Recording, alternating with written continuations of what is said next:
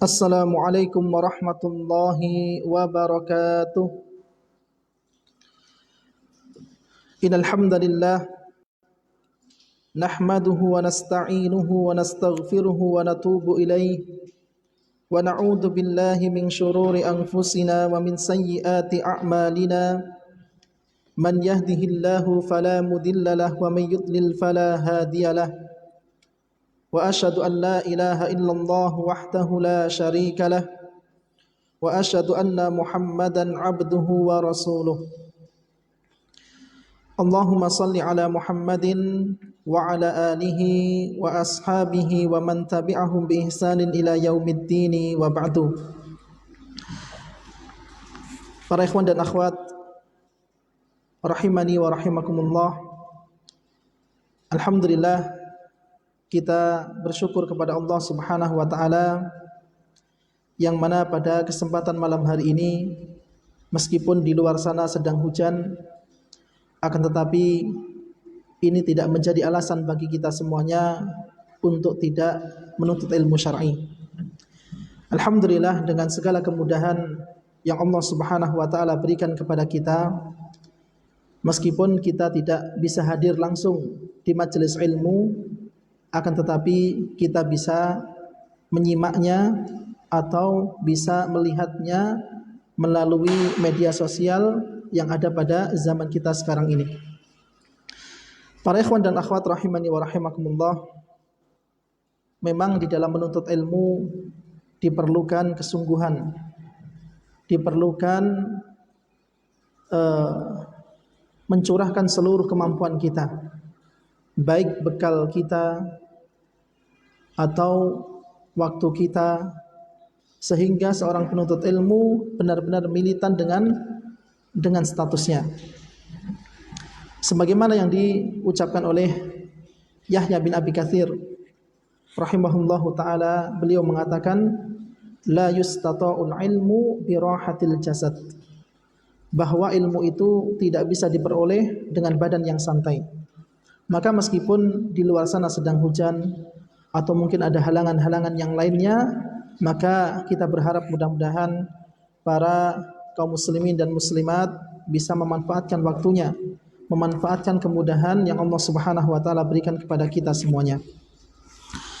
Insyaallah pada malam hari ini kita akan melanjutkan pembahasan kita, yaitu fikih sunnah lin nisa, yaitu yang dikarang oleh Syekh Abu Malik Kamal bin Sayyid Salim.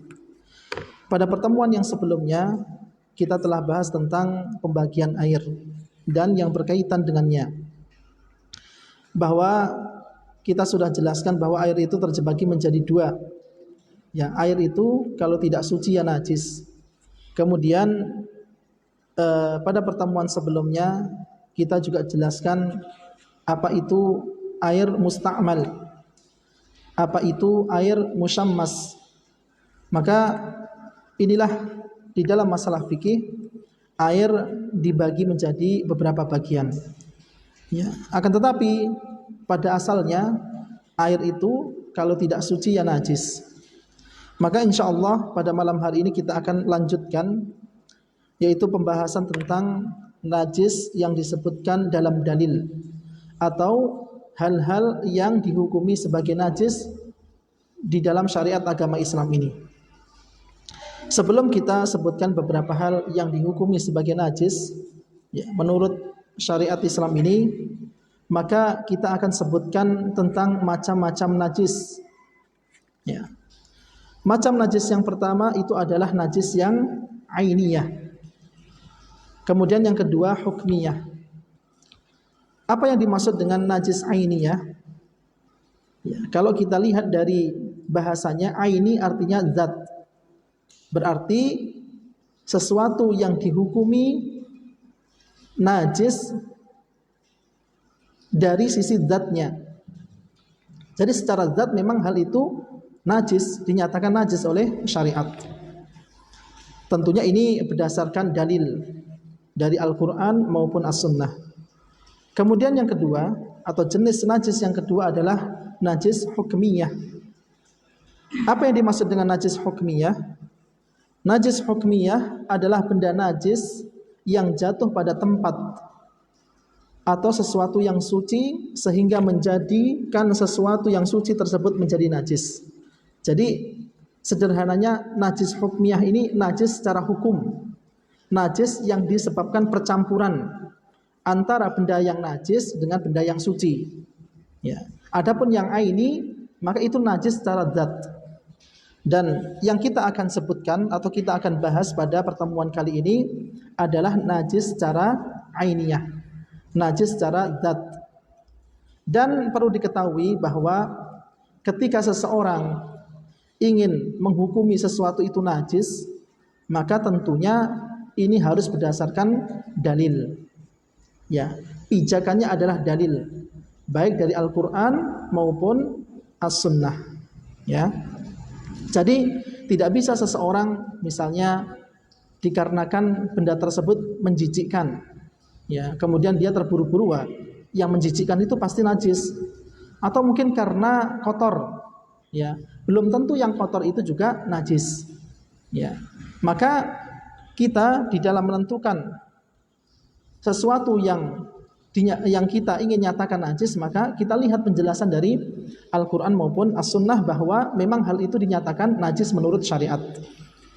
Baik, di antara najis ainiyah, najis aini, najis secara zat, yang pertama adalah tinja manusia atau kotoran manusia.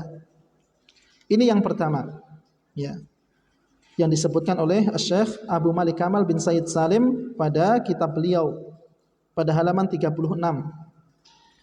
Yang pertama adalah tinja atau kotoran manusia. Kemudian yang kedua adalah air seni manusia, ya, atau air kencing manusia. Ini juga dihukumi sebagai najis, ya, menurut syariat. Adapun dalil yang menyatakan bahwa kotoran atau tinja manusia itu najis adalah sabda Nabi sallallahu alaihi wasallam yang mana beliau mengatakan, idza wati'a ahadukum bina'lihi al-adha fa inna turaba lahu tahur. Kata Nabi sallallahu alaihi wasallam, apabila salah seorang di antara kalian menginjak kotoran dengan sandalnya, maka sesungguhnya tanah itu menjadi penyuci baginya. Ya. Nabi mengatakan barang siapa yang menginjak kotoran, ya, dengan lafaz al-adza, dan yang dimaksud al-adza di sini adalah tinja manusia, kotoran manusia. Maka ketika ada yang terkena kotoran manusia, ya, di sandalnya atau mungkin di bagian yang lainnya, maka cara mensucikannya adalah dengan debu. Atau salah satunya dengan debu. Kalau seandainya itu bagian yang terkena adalah sandalnya, maka tentunya sesuatu yang butuh disucikan, ya, pasti kotoran yang mengenainya itu adalah najis. Ya, ini dalil yang menunjukkan akan tinja manusia itu sesuatu yang dihukumi sebagai najis. Kemudian yang kedua, yaitu air kencing manusia. Kenajisannya ditetapkan berdasarkan hadis Anas bahwasannya seorang Arab Badui kencing di masjid. Ini hadisnya sangat masyhur. Ya, riwayat yang menyatakan bahwa pernah suatu ketika ada orang Arab Badui yang kencing di pojokan masjid. Kemudian sejumlah orang bangkit hendak memarahinya. Ya, maka sahabat yang menyaksikan orang tersebut kencing di masjid, ya, bergegas untuk memarahinya. Lantas Nabi sallallahu alaihi wasallam bersabda, "Da'uhu wa la tuzrimuhu." Qala falamma faragha da'a bidalwin mimma'in fasabbahu alaihi. Ya. Kata Nabi ketika melihat para sahabatnya bangkit ingin memarahi orang yang kencing di pojokan masjid, Nabi malah mengatakan, biarkanlah dia. Ya, artinya biarkanlah orang itu menuntaskan hajatnya. Ya. Soalnya kalau seandainya disuruh pergi, malah dikhawatirkan air kencingnya ini bercacar kemana-mana. Ya, ini menunjukkan akan baiknya pendidikan Nabi Shallallahu Alaihi Wasallam kepada para sahabatnya. Nabi mengatakan, da'uhu, biarkan, sudah tinggalkan. Ya, jangan kalian marahi. Lalu diceritakan tatkala orang itu sudah selesai kencingnya, ya, Nabi menunggu orang tersebut agar kencingnya selesai di tempat itu, di pojokan masjid tersebut. Kemudian Nabi memanggil atau memerintahkan sahabatnya untuk mengambilkan seember air, kemudian setelah itu disiramkan ke atas permukaan tanah tersebut. Ya, Masya Allah. Ya, ini kencingnya di masjid, di tempat ibadah, akan tetapi Nabi tetap tidak terbawa emosi untuk mengislah atau membenarkan perilaku Arab Badui ini. Ya.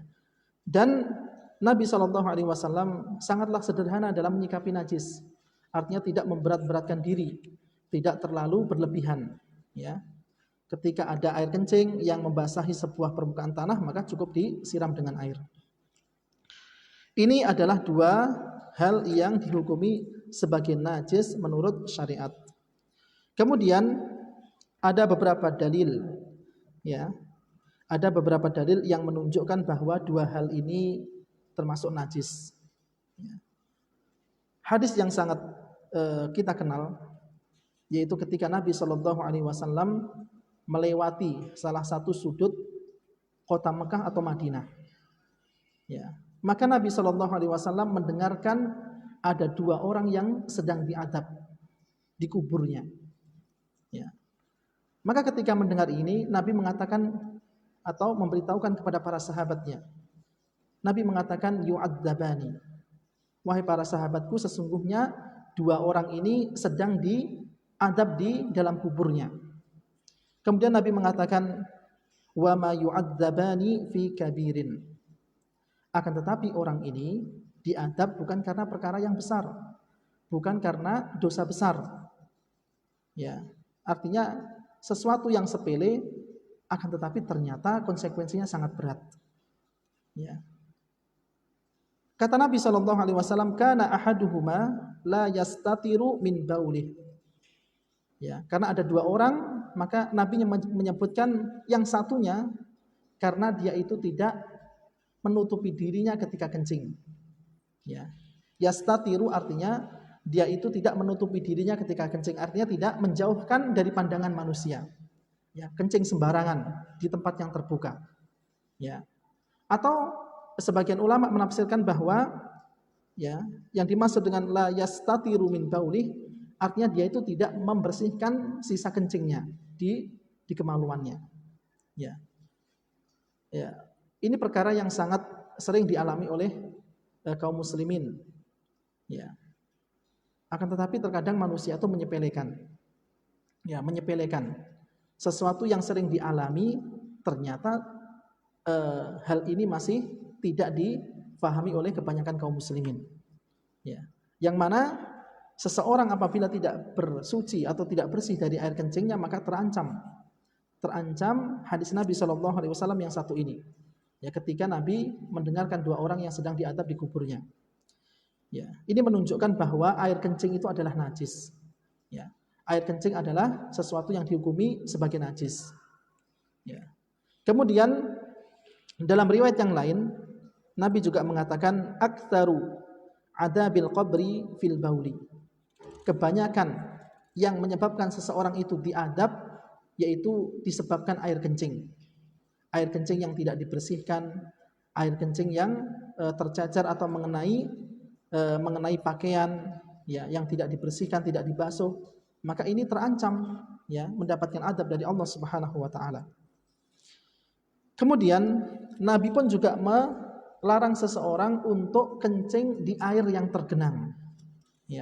Air yang tergenang, artinya air yang tidak mengalir.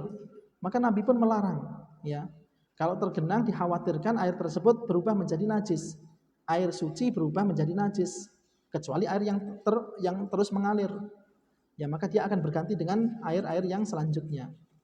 Maka ini menunjukkan bahwa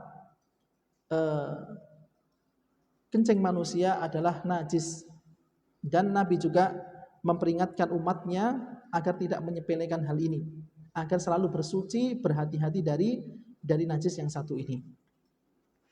Kemudian adapun kotoran manusia, Nabi juga mengatakan, Nabi pernah mengatakan dalam sebuah hadis yang diriwayatkan oleh Imam Muslim, Nabi mengatakan ittaqul la'anaini. Nabi SAW berlindunglah kalian dari dua orang yang dilaknat. Ya. Maka para sahabat bertanya, apa yang dimaksud dengan dua orang yang dilaknat wahai Rasulullah? Kata Nabi, alladzi yatakhalla fi tariqin nasi au fi dhillihim. Yaitu mereka yang buang hajat di jalan-jalan manusia, ya, tempat lalu lalang orang atau di tempat berteduhnya. Ya, tidak diperbolehkan.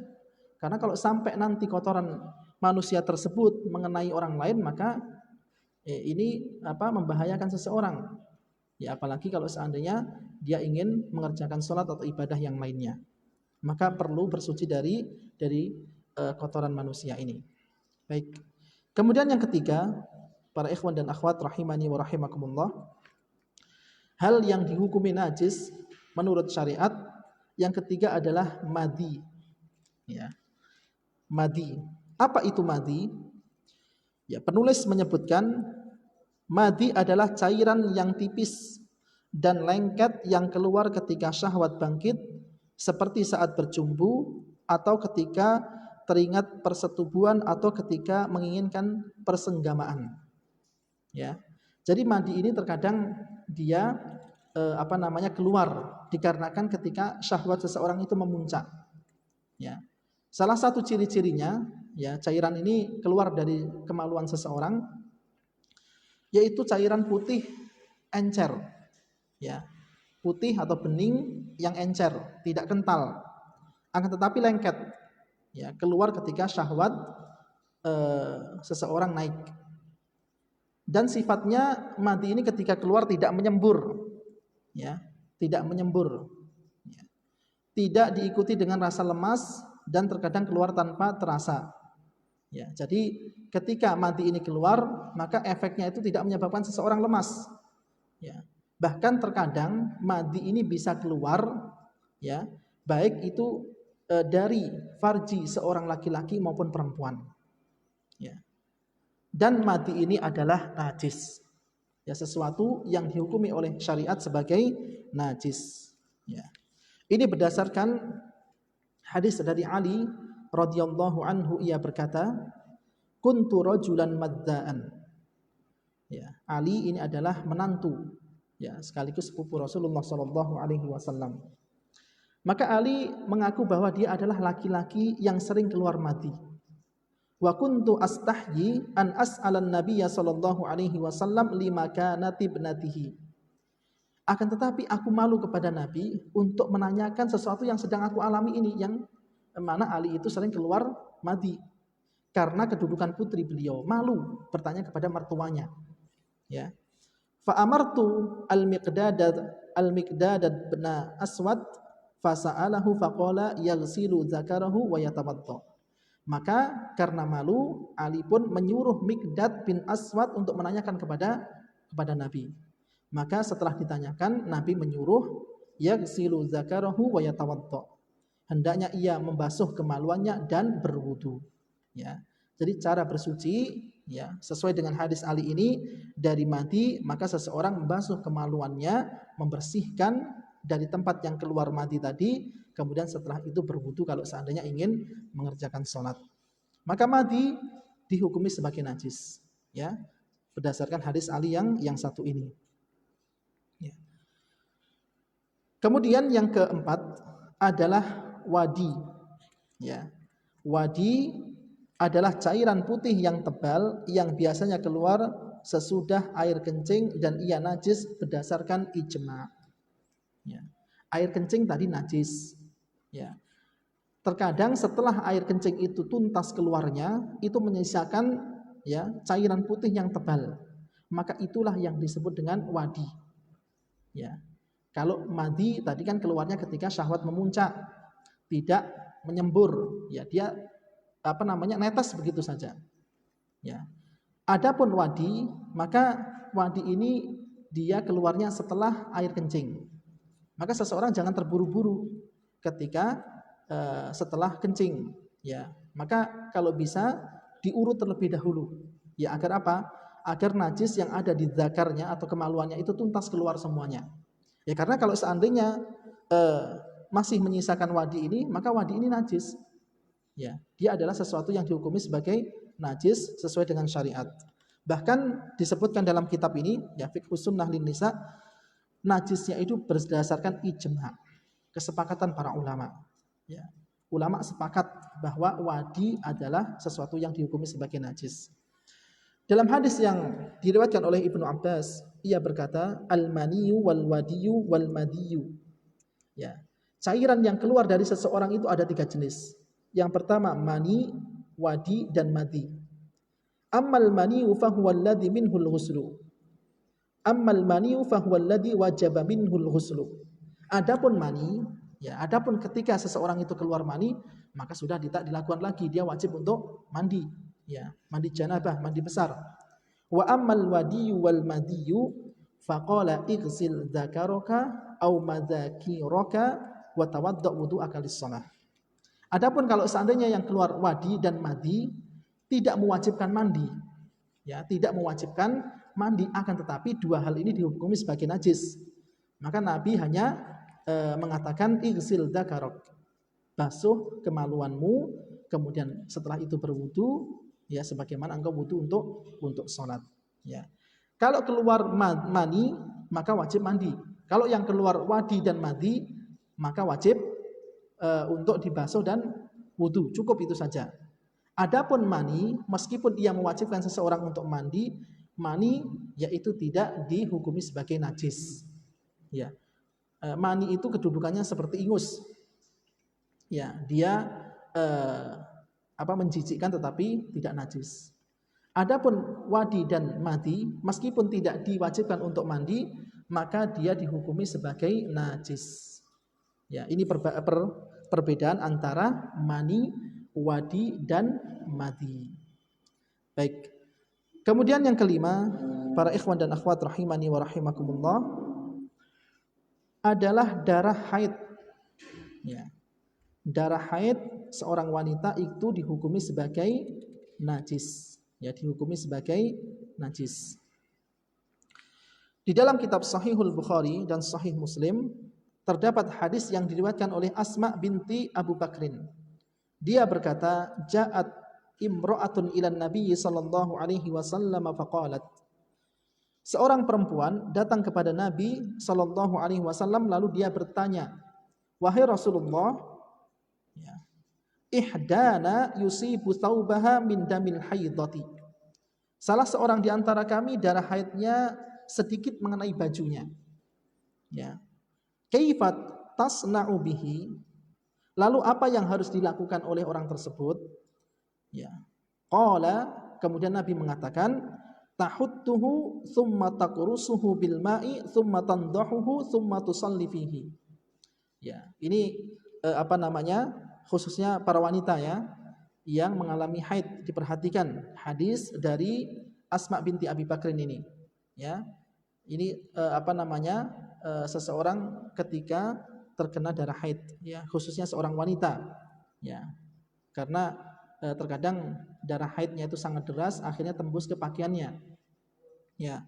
Maka Nabi, ya, orang-orang terdahulu, sahabiah terdahulu pun juga pernah mengalami hal seperti ini. Ya, alhamdulillah sudah ditanyakan oleh orang-orang terdahulu, ya. Jadi kita nggak kebingungan, ya. Maka Nabi mengatakan tahuttuhu, hendaknya ia menggosoknya. Tsumma taqrusuhu, kemudian ia menggaruknya dengan air. Tsumma tandahuhu, kemudian ia membasuhnya. Tsumma tusalli fihi, kemudian dia mengerjakan salat dengan mengenai bajunya itu. Ya. Artinya kalau sudah digosok, sudah digaruk, atau mungkin sudah dikerik lah, ya, sudah disikat pakai deterjen misalnya, kemudian setelah itu dibasuh, kok juga masih ada sisa, maka itu dimaafkan. Ya. Maka itu dimaafkan, tetapi harus diusahakan, ya digosok dulu, ya dikerik, atau mungkin disikat pakai deterjen, atau mungkin perlu direndam ya terlebih dahulu, karena memang pada asalnya darah haid ini adalah sesuatu yang najis, ya, sesuatu yang najis, ya, sesuai dengan yang disabdakan Nabi Shallallahu Alaihi Wasallam dalam hadis Asma binti Abu Bakar ini, ya. Jadi kalau misalnya sudah digosok, dikerik, dibasuh, kok ternyata masih ada sisa, maka sisanya itu dimaafkan. Ya, baik.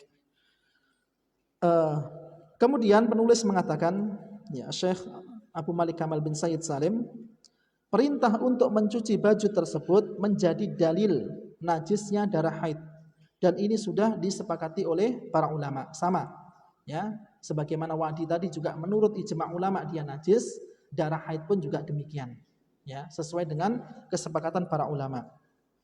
Kemudian beliau mengatakan, adapun darah secara umum seperti darah yang mengalir dari tubuh manusia dan hewan yang halal dimakan dagingnya, maka sejumlah ulama menukil tentang kenajisannya ya, menurut ijma'. Jika ijma' ini sudah ditetapkan, maka kami katakan bahwa itu najis. Ya, kalau memang seandainya ijma' ini ditetapkan, yaitu berkaitan tentang darah yang mengalir dari tubuh manusia ya, atau hewan yang halal dimakan dagingnya. Akan tetapi kata beliau ya,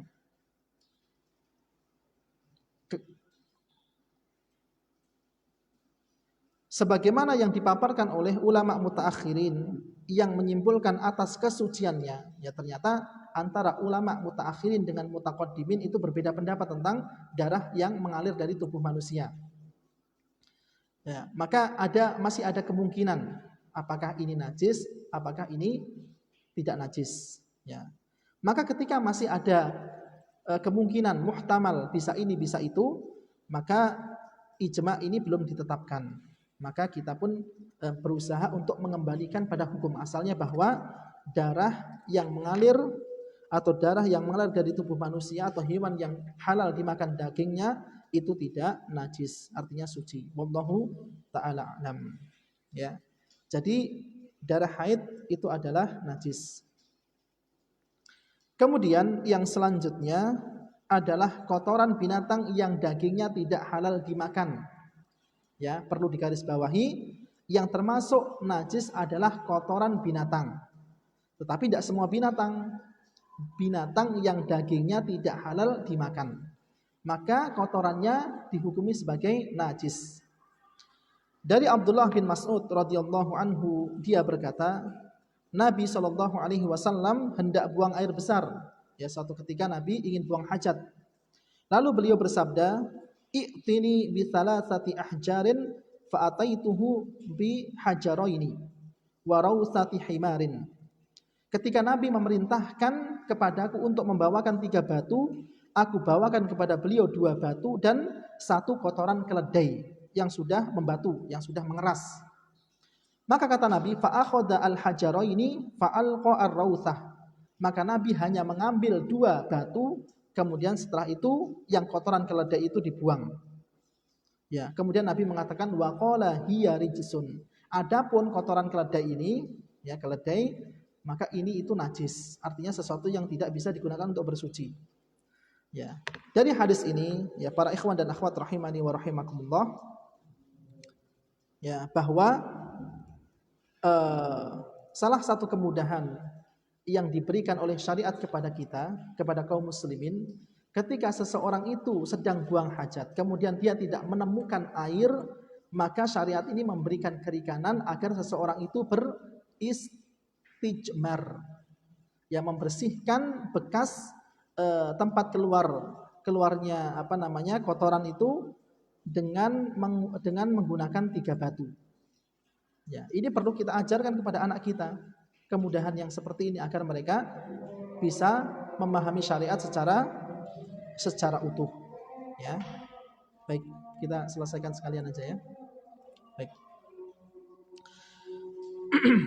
Ya. Jadi ini salah satu solusi dari syariat yang ditawarkan oleh syariat bahwa kotoran binatang ya yang dagingnya tidak halal dimakan seperti keledai ini, maka kotorannya pun juga najis, tidak bisa digunakan untuk bersuci. Ya. Baik. Adapun binatang yang halal dimakan dagingnya, maka jika mayoritas makanan binatang itu bukan najis, maka air kencing atau kotorannya atau air liurnya atau air susunya dan yang lainnya pada asalnya adalah suci. Misalnya ada kambing, ya kambing, kemudian dia makanannya rumput, kemudian minumnya juga air bersih, ya maka air susunya, ya kemudian kotorannya, maka itu tidak dihukumi sebagai najis. Ya, makanya dalam sebuah riwayat ketika Nabi Shallallahu alaihi wasallam ditanya tentang sholat di tempat menderumnya unta, ya, maka kata Nabi, la tusallu fi mabarikil ibil. Janganlah kalian sholat di tempat menderumnya atau kandangnya unta. Fa innaha minasyaiton. Sesungguhnya unta itu dari syaitan. Ya, karena unta itu biasanya menimbulkan was-was seseorang, ya, mengganggu ketenangan hati seseorang ketika sholat. Maka Nabi melarang tidak bolehnya seseorang untuk sholat di kandang unta itu bukan karena kotoran unta itu najis, tidak. Ya, kan unta itu halal dagingnya. Ya, yang tadi dihukumi najis kan kotoran hewan yang dagingnya tidak halal, sedangkan unta halal. Tetapi sebabnya tidak diperbolehkannya seseorang itu sholat di kandang unta dikarenakan ya unta itu beramal seperti amalannya syaitan, bisa mengganggu manusia ketika sholat, ya, bisa menimbulkan was-was ketika seseorang itu sholat di kandang unta. Adapun di kandang kambing, maka Nabi membolehkan, ya. Kata Nabi, sallu fiha fa innaha barakah. Ya, ketika ditanya bagaimana dengan sholat di kandang kambing, kata Nabi, sholat di kandang kambing karena kambing itu membawa barokah. Ya, baik. Kemudian yang ketujuh, ya, yang ketujuh adalah air liur anjing. Ya, ini sebagaimana hadis yang diriwayatkan oleh Imam Muslim. Kata Nabi Shallallahu Alaihi Wasallam, tahuru ina'i ahadikum idza walagha fihil kalbu ayaghsilahu sab'a marratin ulahunna biturab.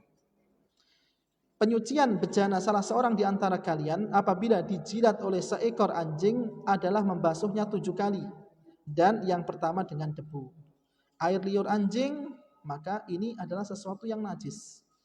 Ketika ada yang tergigit, misalnya bejana, ya, misalnya pakaian seseorang terkena air liur anjing, ya, maka ini najis. Dan cara membersihkannya sesuai dengan petunjuk dari Nabi, maka dibasuh atau dicuci sebanyak 7 kali. Yang pertama menggunakan debu. Kemudian adapun seluruh tubuh anjing dan bulunya selain mulutnya, maka pada asalnya hukumnya suci. Ya, ini berdasarkan hadis dari Abdullah bin Umar. Ya, beliau mengatakan kuntu abitu fil masjidi fi ahdi Rasulillah sallallahu alaihi wasallam wa kuntu fatan syabban azaban wa kanatil kilabu tabulu wa tuqbilu wa tudbiru fil masjid falam yakunu yurashuna say'an min dzalik. Adapun bulunya selain mulutnya, ya, maka ini pernah diceritakan oleh Abdullah bin Umar radhiyallahu anhuma. Aku pernah bermalam di masjid pada masa Rasulullah. Ya, ketika itu aku masih muda, ketika itu aku masih bujang. Ya, biasa ketika itu anjing itu kencing, datang pergi di dalam masjid, dan para sahabat pun tidak memerciki air sedikit pun padanya. Ya, kalau seandainya tersentuh itu hanya bulunya, ya, selain air liurnya, maka sesuai dengan penjelasan yang disampaikan oleh Syekh Abu Malik Kamal bin Said Salim dalam kitab ini, maka itu tidak dihukumi sebagai najis. Yang kedelapan adalah babi. Ya, kalau babi ini sudah tidak perlu kita jelaskan. Ya, ini babi ini tidak ada perbedaan di kalangan para ulama akan kenajisan babi. Kemudian yang kesembilan adalah bangkai. Ya, bangkai. Bangkai juga dihukumi sebagai najis. Ya. Bahkan kalau seandainya ada orang yang, ya, memotong, ya, bagian tubuh hewan yang masih hidup, maka itu pada hakikatnya adalah bangkai. Misalnya ada orang yang punya ayam, ya, karena memang butuh lauknya itu hanya sedikit, akhirnya yang dia potong itu hanya kakinya saja misalnya. Maka bagian yang dipotong dari hewan yang masih hidup itu termasuk bangkai. Ya, ini berdasarkan hadis Nabi Shallallahu Alaihi Wasallam, makuti aminal bahimati wahiyya hayyatun fahiyya mayyitun. Sesuatu yang dipotong dari hewan yang masih hidup pada hakikatnya adalah bangkai. Ya, bangkai itu sesuatu yang meninggal, yang mati, yang tidak disembelih secara syar'i. Misalnya ada hewan yang tertabrak mobil, ya, setelah tertabrak langsung mati. Ya, ini dihukumi sebagai bangkai, tidak boleh dagingnya kita konsumsi, tidak diperbolehkan. Akan tetapi ada dua pengecualian, ya bangkai yang tidak dihukumi sebagai najis adalah bangkai ikan dan belalang, bangkai binatang yang tubuhnya tidak mengalir darah, ya semisal lalat, lebah, semut, kemudian tulang, tanduk, kuku, rambut dan bulu bangkai itu juga tidak najis, ya. Kemudian yang terakhir dari hal-hal yang dihukumi sebagai najis yang disebutkan oleh penulis adalah sisa air minum binatang buas dan binatang yang haram dagingnya. Ya. Kalau seandainya ada anjing minum di di permukaan tanah yang terdapat genangan air di atasnya, maka air itu tidak dihukumi sebagai najis. Ya, apalagi kalau airnya banyak, ya. Apalagi kalau airnya banyak, maka air liur anjing pun tidak mempengaruhi akan kesucian air tersebut. Ya. Kemudian beliau menutup dari penjelasan hal-hal yang dihukumi sebagai najis ini. Beliau mengatakan, adapun kucing atau binatang yang lebih kecil dari itu, maka air bekas jilatannya itu suci. Ya, ini berdasarkan sabda Nabi, innaha laisat binajasin innama hiya minat tawafina alaikum au tawafat. Sesungguhnya kucing itu tidak najis. Ia termasuk jenis binatang jantan atau binatang betina yang biasa berkeliling di sekitar kalian. Ya, kalau kucing itu tidak najis, ya. Meskipun dagingnya haram untuk kita konsumsi karena kucing memiliki taring. Akan tetapi kalau seandainya kita berinteraksi dengan kucing, ya memegang kucing, menggendong kucing atau ngelus-ngelus kucing, ya maka ini sesuatu yang tidak menyebabkan seseorang terkena najis. Baik, para ikhwan dan akhwat, coba kita ulangi kembali. Ada 10 hal yang dihukumi sebagai najis. Yang pertama adalah kotoran manusia, air kencing manusia, madi, wadi, kemudian darah haid, kotoran hewan yang dagingnya tidak halal untuk dimakan, air liur anjing, babi, bangkai, dan sisa air minum binatang buas dan binatang yang haram dagingnya. Ya. Ini dihukumi sebagai najis. Ya, tetapi kalau seandainya ada binatang buas atau binatang yang haram dagingnya untuk dikonsumsi, dimakan, ya, dia minum air tetapi airnya itu sangat banyak, maka ini tidak mempengaruhi akan kesucian air tersebut.